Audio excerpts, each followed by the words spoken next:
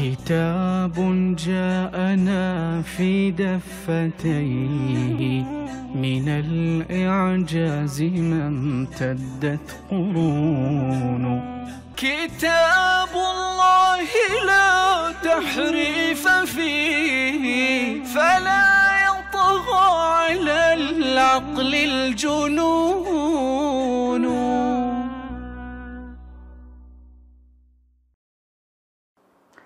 أثبت الله تبارك وتعالى في كتابه العزيز إمامة السابقون الأولون من المهاجرين والأنصار، بل وأثنى الله تعالى على من ائتم بهم ووعدهم بالجنة، ولم يثني على إمامة الأئمة الاثني عشر أو يعد من يؤمن بإمامة الأئمة الاثني عشر بالجنة.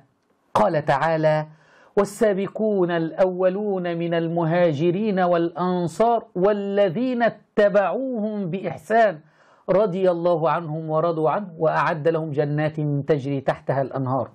فأعد الله تبارك وتعالى لمن اتبع المهاجرين والأنصار والذين اتبعوهم، وهي إمامة الاقتداء والاتباع. فلماذا لم نجد في كتاب الله تبارك وتعالى إمامة الآئمة الاثني عشر، وأن من آمن بهذه الإمامة يدخل جنات تجري تحتها الأنهار؟ إلى عقلاء الشيعة.